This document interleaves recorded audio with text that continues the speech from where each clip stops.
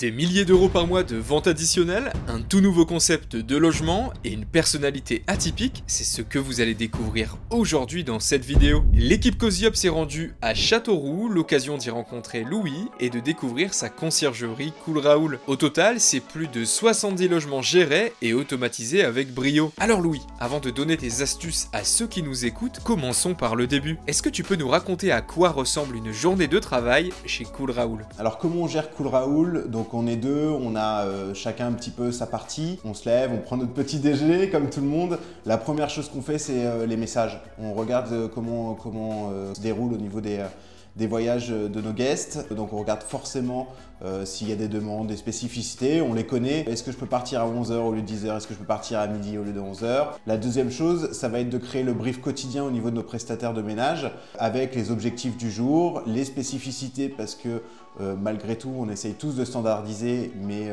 on a différents logements situés dans différentes zones. Et après, on va quand même faire une partie de veille quotidienne sur les nouveaux outils, les nouvelles tendances. Et puis forcément, ce qui prend du temps, de la réponse client, de la réponse propriétaire et de la réponse au niveau des prestataires. Ok, très clair. Maintenant, est-ce que tu peux nous dire quel outil tu utilises au quotidien? L'écosystème qu'on a aujourd'hui sur Cool Raoul, il est basé avec un channel manager. On a ensuite Discord qui nous permet de discuter et d'échanger avec tous nos prestataires.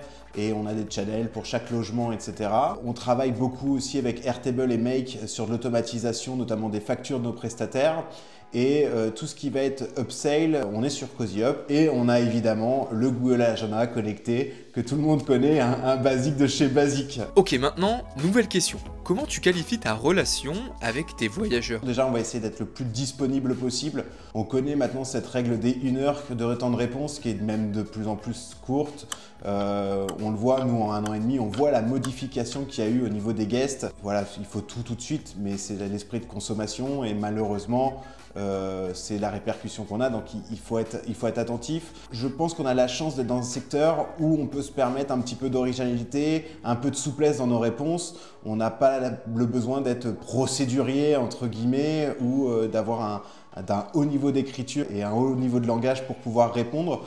Donc nous, notre relation avec les voyageurs, elle va être réponse rapide, 2, écoute et surtout de bien répondre à la question à laquelle elle était posée. Souvent, on a des retours, nous, de nos voyageurs qui nous disent ce qui est cool avec vous, c'est qu'on vous dit qu'on a un problème sur la machine, on va traiter le problème de la machine, on va pas dire oui mais vous avez aussi une laverie à côté. Non, on traite le problème de la machine et puis on va essayer de toujours être positif. Et en fait, c'est ce qui nous permet aussi également, cette relation avec les voyageurs, c'est ce qui nous permet d'avoir du gros retour. C'est-à-dire qu'on a énormément de guests qui viennent une fois dans un de nos logements et qui reviennent après. Et en fait, c'est gagné. D'accord, très clair. Maintenant, une question qui peut intéresser ceux qui nous regardent aujourd'hui. Comment choisis-tu tes logements chez Cool Raoul? Aujourd'hui, comme on dit oui ou non à un propriétaire, au démarrage de Cool Raoul, on a dit énormément oui. Même sur les choses extra, c'est-à-dire moi il faudra sortir les poubelles de l'ensemble de l'immeuble, etc., etc. On a accepté, mais ça c'est pour tout business, je pense que tout entrepreneur le sait qu'il faut savoir dire non, mais au démarrage, on a la dalle, on a la rage, on dit oui. Donc aujourd'hui, on sélectionne nos logements sur plusieurs points. On essaie de travailler avec des professionnels, c'est-à-dire que le particulier qui a un seul logement, ça ne nous intéresse pas. On va essayer aussi de travailler par secteur géographique. C'est-à-dire que pour les tournées qu'on nous presta, on va essayer de travailler par secteur. Pourquoi? Parce que c'est un gain de temps pour eux, c'est de la facilité et on a beaucoup en fait d'immeubles où il y a 4-5 logements et voilà, on a l'habitude, on y passe, on connaît les lieux, c'est simple. Et après, il y a la qualité qui vient forcément. Aujourd'hui, on n'accepte plus des logements qui sont en dessous des standards. Donc logement sans télé, où la peinture est défraîchie, où il faudrait remettre, voilà, on ne prend plus. Alors, on n'en a pas encore parlé aujourd'hui, mais nous sommes dans une magnifique demeure, une demeure qui s'appelle la Marjolaine. Est-ce que tu peux nous en expliquer le concept? La Marjolaine, ça va être une demeure d'hôte accès premium, dans le sens où déjà rien que dans le nom, on n'est pas passé sur la chambre d'hôte, mais demeure d'hôte. La chambre d'hôte, elle va avoir une connotation plutôt négative maintenant en marketing, donc il faut aller rechercher quelque chose d'un peu plus premium. C'est premium par le lieu qui est quand même super beau, c'est une ancienne maison bourgeoise, c'est situé à proximité du centre-ville donc de Châteauroux. C'est des belles pièces, vraiment il y a du cachet. Donc il fallait qu'on ait cette notion de marketing là. C'est un propriétaire qui a des logements chez nous qui nous a contactés en disant voilà j'ai ce projet. Maintenant, je ne sais pas trop quoi en faire. Donc on est arrivé, on ne connaissait pas forcément le fonctionnement. Donc la Marjolaine, ça a tout d'un hôtel sans être un hôtel, d'accord? C'est du service para-hôtelier. Sauf que on est en full automatisé. C'est-à-dire que les personnes rentrent tout simplement dans leur chambre via des codes, boîte à clés, système de serrure automatisé. Et le supplément, et on voit qu'il y avait une vraie demande, c'est d'avoir cet accès qui permet de rentrer comme on veut, à l'heure où on veut, dans sa chambre, sans forcément voir quelqu'un. Parce que même si on essaye de toujours humaniser, en fin de compte, quand on a fait sa journée de travail, et on est tous pareils, on veut rentrer, on veut dormir, on ne veut pas voir la réceptionniste qui va prendre 2 minutes à voir son logiciel si tout va bien, prendre la carte bleue pour la caution. C'est des faces dont on ne veut plus voir, qui va peut-être même nous guider jusqu'à la chambre. Voilà, on veut rentrer dans son logement, on veut que ça soit simple, que ça soit propre. Et donc ça apporte cette liberté aux voyageurs. On a aussi le retour critique, mais bon, c'est annoncé partout dans nos messages, etc. Et le matin, on a une salle de petit déjeuner, là où on se trouve d'ailleurs. Donc on propose un upsell de petit déjeuner. Donc aujourd'hui, on vend à la nuitée, plus l'upsell de petit déjeuner, d'ailleurs via Cozy Up. Ok, maintenant est-ce que tu peux nous dire pourquoi tu t'es lancé dans la vente additionnelle avec Cozy Up? Alors déjà en termes économiques, moi ça me titillait un petit peu parce que Cozy Up, nous aujourd'hui, nous permet de ça, de dire vous voulez rentrer à 14 h, vous voulez sortir à midi au lieu de 10 h, ok, c'est temps. Donc on valorise aussi ce supplément-là. On est humain, on a une conciergerie, on fait des conneries à un moment ou à un autre, il y a des erreurs et ça il faut se le dire. Quand il y a une erreur, nous, tout de suite, on le dit voilà, écoutez, on arrive, on intervient, on fait de notre mieux. Vous devez partir initialement à 10 h. Nous, ce qu'on vous propose, c'est de partir à midi. On vous l'offre. Bah ouais, mais déjà, vous avez mis une valeur à quelque chose qui, normalement, n'a pas de coût parce qu'en fin de compte, ça ne coûte pas grand-chose. Mais vous avez mis une valeur sur quelque chose que vous vendez. Et pour la personne, vous avez fait un geste commercial. Et honnêtement, on a une très très bonne relation commerciale, notamment grâce à ça, grâce au fait que Cozy Up nous permet de dire de façon très pro, voilà, vous voulez arriver avant, vous voulez partir après. Let's go. C'est quand même un très très gros appui Cozy Up et son format très professionnel quand on arrive sur un QR code, qu'on arrive sur une page très propre qui valorise son produit. Et ben vraiment dans notre relation, nous c'est un énorme plus qui est économique parce que ça nous fait gagner de l'argent, mais qui est surtout énorme sur la relation client. Alors cette question, elle va en intéresser plus d'un. Quels sont les extras que tu vends le plus? Les upsells, on n'en propose pas 10 000. On va à l'efficace et au simple. Déjà, il y a l'entrée anticipée. D'accord, il y a le départ tardif et il y a le combo des deux. Parce qu'on va proposer, c'est-à-dire qu'une personne qui voulait peut-être arriver à 14 h, elle va voir qu'elle peut partir pour 5 € de plus à midi le lendemain. Mais en fait, on lui ouvre la porte. Donc ça, c'est vraiment notre standard de gestion de standard. Le best-seller de chez Best-Seller, c'est à la Marjolaine, c'est notre petit déjeuner. On est quasiment, il me semble, à quasiment 2 000 € par mois pour 6 chambres et un appartement de 2 chambres d'upsell de petit déjeuner. La Marjolaine, Cozy Up, c'est un carton plein. C'est un carton plein parce que ça se prête parfaitement au modèle. C'est des personnes qui ont l'habitude plus d'un standard hôtelier qui viennent sur une nouvelle formule qui va se développer, je pense, la demeure d'hôte, 6-7 chambres, une entrée automatisée. Nous, on fait en moyenne à peu près entre 1 800 et 2 000 € de CA sur cette partie-là Cozy Up. Sur la partie Cool Raoul, j'ai envie de dire par mois, en départ anticipé ou départ tardif, on doit en avoir entre 2 et 3 unités par logement. Et pareil, c'est vraiment d'une facilité extrême. C'est un petit suivi qui va dans notre routine matinale de regarder les mails aussi, de checker si tout va bien sur Cozy Up. Et let's go. Super. Est-ce que tu as un conseil pour vendre plus de services additionnels? Il faut toujours se mettre dans la peau de quelqu'un qui ne connaît pas le logement dans lequel il va rentrer ou la chambre dans laquelle il va rentrer. Ça, c'est toujours se mettre à la place du voyageur. C'est déjà accepter qu'on a des imperfections. Donc déjà, désolé cher ami entrepreneur, mais il faut revoir des fois un petit peu son ego. Et je peux vous dire que je travaille beaucoup dessus.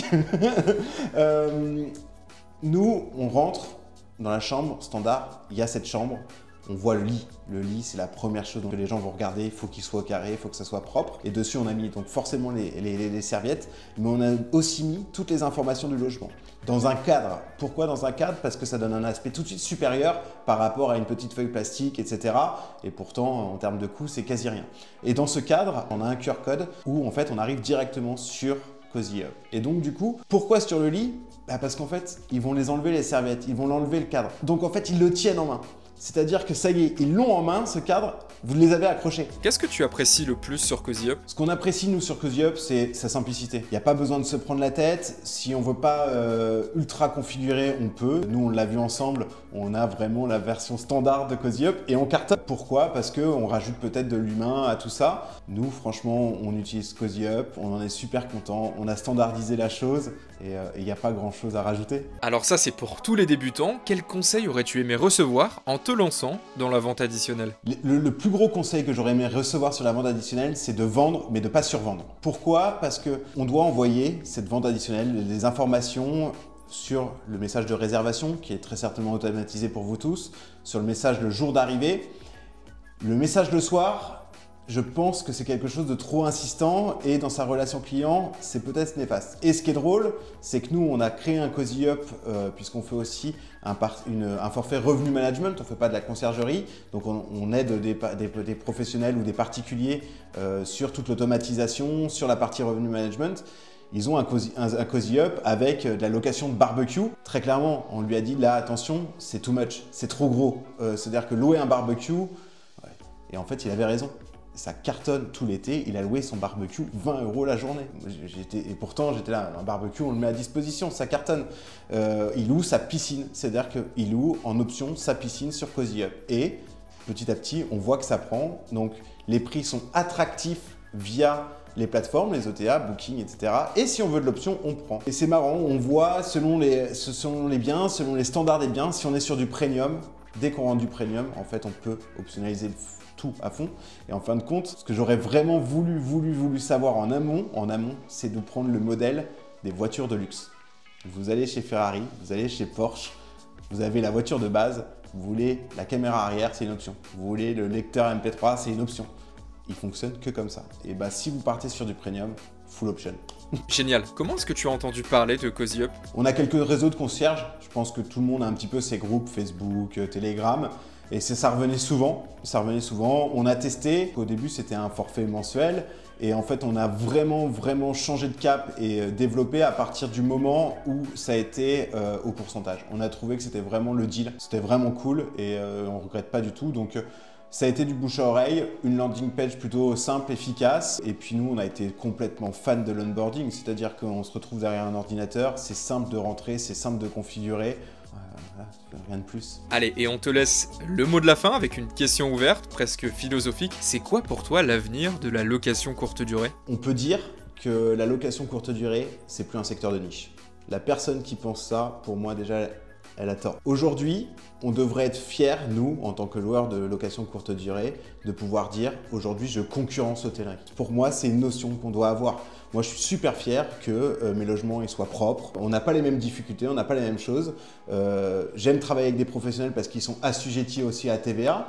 La TVA, mine de rien, c'est réparti aussi sur le territoire. Donc, on est acteur économique du territoire. On a une vision aussi de promouvoir le territoire. Moi, ça me tient vraiment à cœur d'être loueur de courte durée et de promouvoir mon territoire.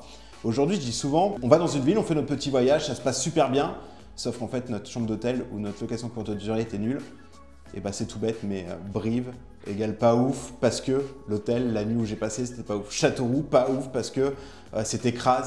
On est tous comme ça, Je vois vraiment ces secteurs-là de la location courte durée déjà à terme beaucoup plus régulés par l'État. Même si les maires ont de plus en plus la possibilité politiquement de choisir et de définir une politique là-dessus. Le secteur de l'hôtellerie, je pense que c'est lui qui a le plus de soucis à se voir. Aujourd'hui, on voit que les modèles à 60, 70 chambres, c'est compliqué parce qu'en termes de ressources humaines, c'est de plus en plus compliqué de trouver des prestataires de ménage, de trouver des gouvernantes, de trouver des personnes qui veulent travailler la nuit. C'est de plus en plus compliqué de manager également, c'est quelque chose qui est difficile, mais à bon entendeur, moi, si je veux travailler la nuit, je veux gagner temps, je veux aussi avoir mes avantages, ça s'entend. Et on voit des modèles économiques comme celui de la Marjolaine qui est pertinent, où on n'est pas sur de l'hôtel, mais on a tout comme l'hôtel. On a un service, nous on répond, on est disponible. Alors oui, il n'y a pas d'accueil, mais par contre la chambre où on rentre, c'est quali, c'est propre, le ménage il est fait, on veut son petit déjeuner, on a son petit déjeuner. On intervient sous 15 minutes grand max le jour où il y a un problème. Pour moi, il y a un vrai changement, il faut tenir le cap. C'était une vraie niche. Il va y avoir des particuliers qui vont forcément moins louer ou être obligés de louer que 120 jours sinon passer en professionnel. Mais c'est ultra pertinent. Alors Il y a déjà des textes qui ont été faits, des choses qui ont été votées. Il y a eu un changement politique, etc. Mais là, je pense que 2025, on va avoir des vrais changements et va vraiment falloir être intelligent.